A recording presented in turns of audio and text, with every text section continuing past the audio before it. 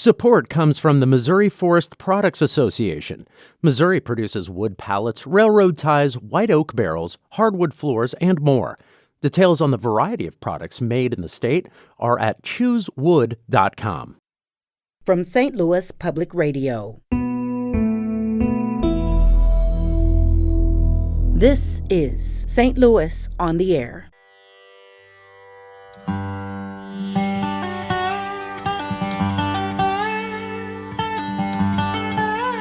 And to maybe provide something that would give the listener an escape or allow them to take it on their own journey. So just a soundtrack, you know.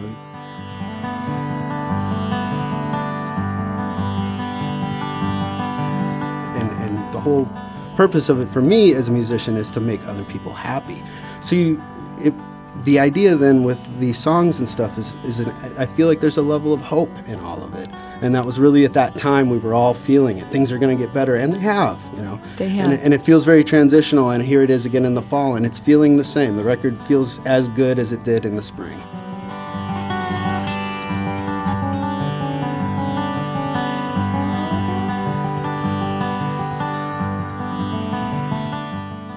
I'm Sarah Fensky.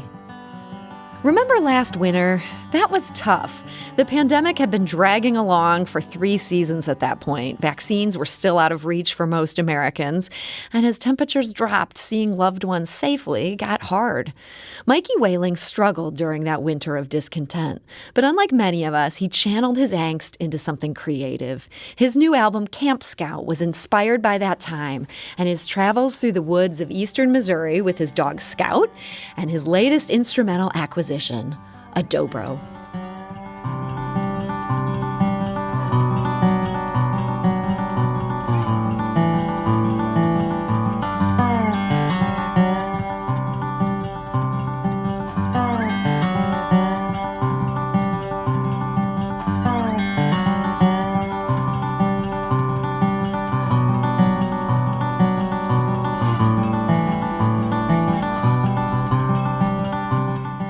That is the title track from Camp Scout. It's dedicated to musician Mikey Wehling's dog, Scout. And joining us now is Mikey Wehling. Mikey, welcome. Welcome. Thanks for having me.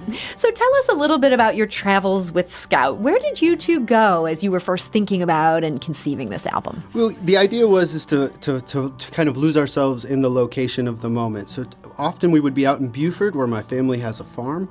It was originally my great-grandfather's, and it's become quite a lovely respite away from the city. And for people who don't know Buford, how does one get there? Just past Union, off of 44. Yeah. Oh, okay. It's a very small town, for sure. So you spent a lot of time in Buford with just Scout? Yeah, with just Scout. Nobody lives on the property currently, so it sits there, and myself and my cousins, my uncle, my father, we use it as basically a vacation home. And then the land itself is sharecropped. But there are still plenty of wooded areas and creeks and fun stuff to find adventures in. So our idea is to go out there and kind of feel the vibe of the moment, you know, not to get too into that kind of feelings energy, but to then take whatever technique I had been working on with the dobro and then use that to create a new composition and then capture that composition in the moment. By using just an iPhone or an iPad because it was just me and Scout there together. And she's had so many years of being photographed. She's become really a wonderful participant in these projects. So she's part of these sessions. But so you're actually recording it just on an iPhone out there in Buford? That's what led to this album? Well, that's what led to the album. The album itself was done here in St. Louis at Midtown Studios, Midtown Sound House, which is just not too far from this location, actually. And we did that all in one take. But the original videos were captured. I wanted to capture the compositions in their genesis, in their infancy. And there's a certain energy to those performances, and then a certain energy that also comes with the album. And I feel like the two are very complementary pieces. And so when you talk about the videos that go with this, I think I saw one of these on TikTok. I saw you sitting on a chair in a stream, and the water is just kind of streaming past you. Scout is playing behind you, and you're there there playing your dobro. I assume it's a dobro. So did you actually are sitting in a stream as water rushes past you? This really is. We happened to find a sandbar where it was still water, but not super deep. And the idea again was to incorporate her into it and the sounds of what was happening around, the birds, the water. And in that video, we happened to capture an amazing moment because there was a school of fish that was swimming around. So that's actually what she's following around in the video. And you can capture her at a minute, and they're popping up out of the water, and they've captured, and it just happened to all line itself up beautifully.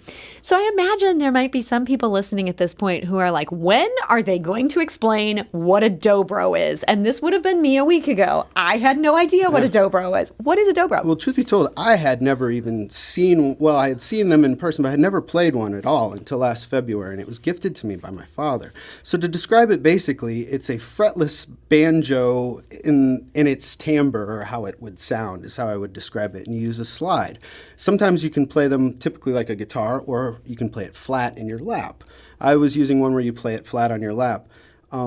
And then you use a combination of finger picks and the slide, and it gives you basically 3 voices because you're using your thumb and your 2 fingers. So you can get a bass and a middle voice and then a melody going as well. So it was really not only a challenge to learn this new instrument that I had no clue about going into, that is also fairly simple in its design. It's just 2 G major chords. It's tuned to an open tuning. So to even get to some kind of a minor sound or a darker sound, it's incredibly, it can be tricky. So it's an instrument that presented itself with a lot of difficulties, and that inspired the creativity. So this really was your pandemic challenge for yourself. Yeah, obviously I had a lot of time on my hands. A lot of us did. So to me, it kind of sounds like a banjo. Is that reductive? It is in the timbre, but the fact that I'm using a slide, then it's very different. Whereas the banjo, you would use your fingers with your left hand. In this case, I'm using a metal bar as a slide. So for the most part, the bar is kept at a straight line, but you can use it at an angle. You can use just the tip of it like you would your finger.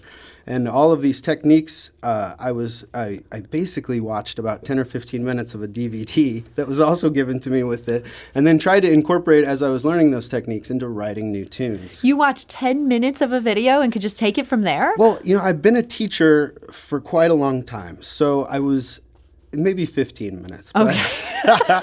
Well, but there was a lot of instant success. Yeah, but a lot of beautiful information. It was Jerry Douglas, and when people talk about dobro, that's typically what they say. He's the first name that pops up, often the only name that pops up. So I owe it all to him, as most dobro players do. He's an amazing musician, and his DVD was really fun and interesting. And so he played, and basically I just tried to absorb it as much as I could. And then the idea of learning traditional songs or someone else's music has never really been where my heart is. So I was like, I will write songs to then learn how to play this instrument, and it all kind of coalesced. So we're going to play one of those songs right now. This is the first track on your album. It's titled Wood Piles and Barns, and we should note it also features your collaborator, Gavin Duffy, on the bass.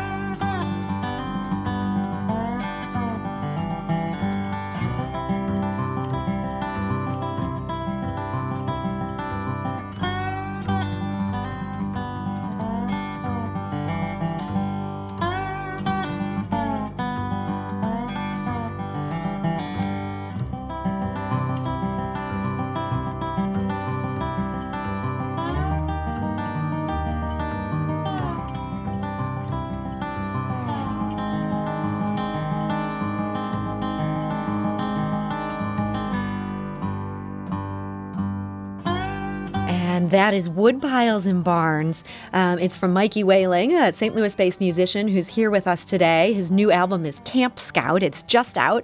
So we kind of heard a key change there in that. That's something that's pretty tricky to do. It is. And trying to get away from the typical 3-chord or 2-chord bluegrass vibe while still sticking with that Americana kind of Appalachia feel was part of it. Norman Blake is a big influence of mine, and I feel like he often did that with a lot of his records. He's a flat picking guitar player who also featured dobro on his records. So the idea of taking American music, Americana music, and kind of trying to nudge it in new directions while paying respect to the past and the traditions. Particularly with that bolt forward track and the use of tempura, which is a synthetic instrument that is used typically in South Indian classical music or in all Indian classical music. And the idea there was kind of an East meets Eastern Missouri vibe. Well, I'm glad you brought that up because I think actually we should play that track as well. So this is called Bolt Forward Crossing, and this involves the tempura. And so this is an Eastern instrument that you've incorporated. You're playing both of these instruments on yes. separate tracks? So what it was is it's typically a stringed instrument that provides a synthetic drone in Indian music. And people will recognize the sound instantly as, oh, that sounds like Indian music. It is typically played either, or it can be reproduced with a device or a box type situation. So I actually found a fantastic app that was an Indian-made app. It's more complex than I could ever have asked for, and dialed in a specific drone for this track. Okay. Well, we're going to hear the results of this right now. This is Bolt Forward Crossing.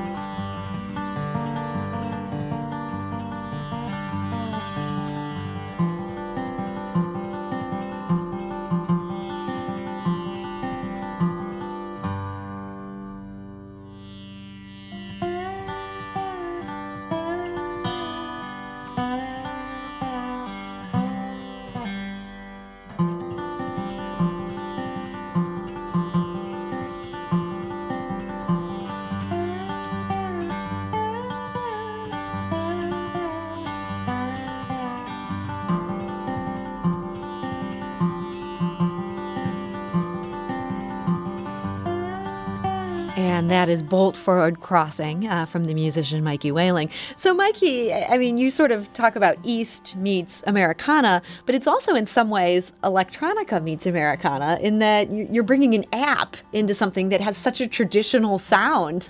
Do you typically experiment with things like apps and, you're not playing the strings, you're programming it? Yeah, I'm definitely not afraid of integrating technology. In fact, the last record I put out, Hearth Songs, was half done instrumentally, acoustic, using guitars and ukuleles, and the other half incorporated vintage drum machines and older synthesizers, and kind of a dichotomy of night and day and night kind of vibe. So I feel like technology is definitely not your enemy. We don't ride horses around anymore. But I want to also respect the past and as I've talked about before, limiting my options to create more creativity, to force yourself to think outside differently, or to just not have as many options. Sometimes with the guitar, it feels like I'm looking at thousands of colors after years of playing it and studying it and teaching it. So the dobro, it was all of a sudden like, oh, I have 5 primary colors to work with. What can I do with this? Yeah.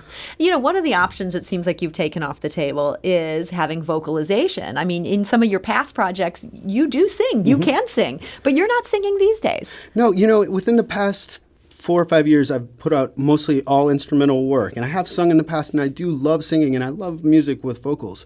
I feel like with so much that's gone on, that it's been best to just step away and to not say anything, and to maybe provide something that would give the listener an escape, or allow them to take it on their own journey. So just a soundtrack, you listen to it in the car, or you're out running or jogging or something in the woods.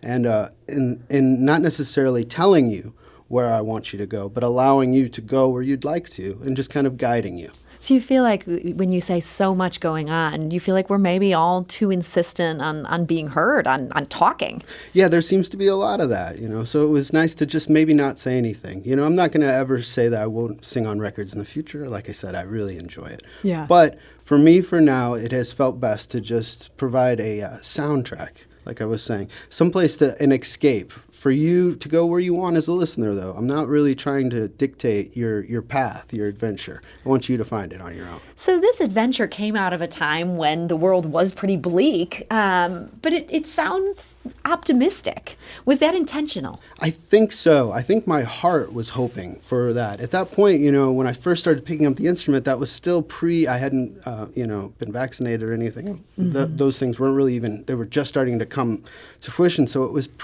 a bleak time, being a musician and a teacher. I haven't been able to interact with people or get, an audience to have feedback to or to, share. And the whole purpose of it for me as a musician is to make other people happy. So the idea then with the songs and stuff I feel like there's a level of hope in all of it. And that was really at that time we were all feeling it. Things are going to get better, and they have, They have. And it feels very transitional, and here it is again in the fall, and it's feeling the same. The record feels as good as it did in the spring. Do you feel like being able to be in nature and sort of get yourself out of the city, get yourself away from everybody talking, like that's what allowed you to have those reserves of optimism when so many other people just ran out? Definitely. Again, forcing that creativity. There's one of the beauty parts of the farm and often the areas we go to is that the cell phone service, it doesn't work very well. So, yes, instantly you're forced to deal with the situation around you more and be in the moment. And, I'm as guilty as the next person. I'm not putting my nose at anybody who's on their phone all the time. But taking that time where you're forced to be away from it is very important, I think. There's a good prescription there for some of us, I think. Well, so you mentioned, very hard to do these teaching jobs, certainly impossible to do some of these performances. Is that starting to change, or are you still waiting to get to that moment? That has changed, and it's been great. In fact, this album's been a wonderful conduit for that, for being able to perform it solo. It's been able to get out and do house shows. You don't have to worry about breathing on your fellow musicians. Exactly. We did a wonderful event at Such and Such Farms out near DeSoto last Sunday. It was a beautiful event. We had several chefs, Bob Brazil and Chris Bork. They did a wonderful feast in this barn. And so all of these opportunities have arisen from an instrument that I previously probably would have never picked up. So there is some, and we found this with many folks that I've talked to, that there is some beautiful things that have come out of what has been a dark time. So, Mikey, I got to ask you one last thing. I understand that Scout is actually at your house in South St. Louis listening to us right now. I feel so flattered to have this audience. What do you think Scout is doing as she's hearing you and hearing this music? Do you think she's getting excited? She is. She's patiently waiting for me, I'm sure. And darling, don't worry, you'll get TEREATS when I get home. But we are actually leaving to go camping as soon as this interview is over. So she knows something is happening. The tent has been out. The things are happening. So all morning she's been on me more so than usual, like glue. So I'm sure as she's snoozing on the couch currently, she's ready. So this is literally the least interesting thing that is going to happen to her today, is listening to this radio interview. Yeah, let's be honest. Man, well, we've set quite a bar here. I really hope that for others who've been tuning in that they were looking forward to this, much like Scout is looking forward to camping. Yep. And how cool that she's able to be a part of this. Yeah, I think we're going to try to shoot another video while we're out there. Oh, okay, great. So more videos are coming. If people want to catch those, where can they find those? I am on TikTok and I'm on Instagram. We're working on getting them on YouTube, but all of my music is available on Spotify, all streaming, and MikeyWehling.com is the easiest way to get to purchase the music or to stream it directly. Well, Mikey Wehling, thank you so much for joining us today. Thank you so much, Sarah, for having me. And you know what? Let's go out of today's show with just a little bit more of Bolt Ford Crossing.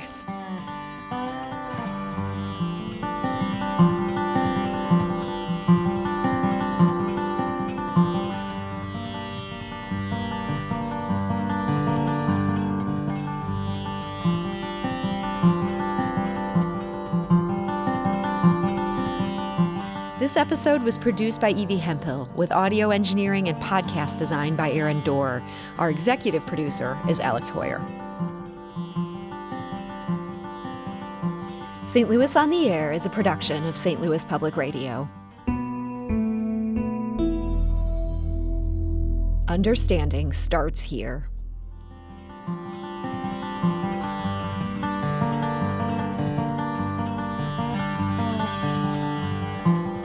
Do you find yourself regularly listening to episodes of St. Louis on the Air?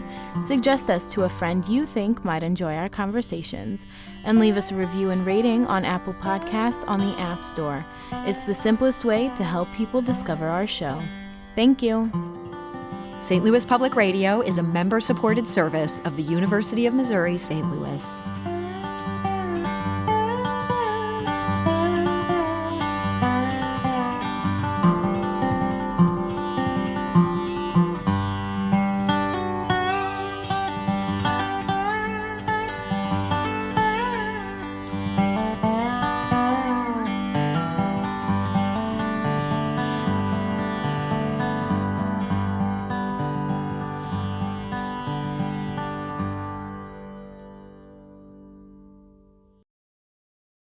Support comes from the Missouri Forest Products Association, providing more than 41,000 jobs in the production of wood pallets, railroad ties, white oak barrels, hardwood floors, and more. Details at choosewood.com.